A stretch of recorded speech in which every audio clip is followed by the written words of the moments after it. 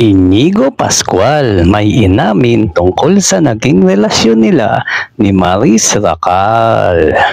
Alright! Kung di pa po kayo nakapalo, follow and share lang po para sa news update. Salamat! Nireveal ng kapamilya actor at singer na si Inigo Pascual sa publiko kung hanggang saan ba talagang umabot ang special na pagtitinginan nila ni Maris Racal. Sa pagkakaalam ng kanilang mga fans, totoong naging magjowa ang dalawa noon hanggang sa mabalita na lang na tuluyan na silang naghiwalay. Kaya naman sa pagbisita ni Inigo sa Fast Talk with Boy Abunda kahapon, April 23, ay nagtanong siya kung naging girlfriend ba niya si Maris. Inalala pa ng King of Talk na si Tito Boy Abunda yung naging panayam niya noon kina Inigo at Maris. Hanggang ngayon daw kasi ay hindi siya sure kung nagkaroon talaga sila ng relasyon.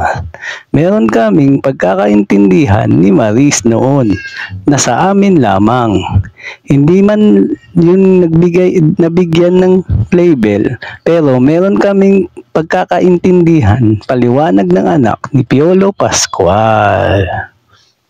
Sundot na question ni Tito Boy kay Inigo kung good friends ba sila ni Maris ngayon. Sobrang okay kami and that what matters to me. Nabanggit din ni Inigo na single siya ngayon.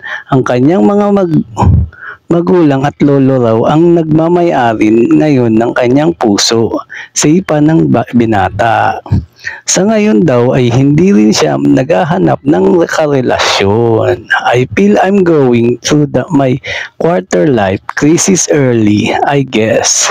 Sa isang panayam noon kay Maris, natanong siya kung na-inlove ba siya kay Inigo. Masasabi ko naman na minahal din po.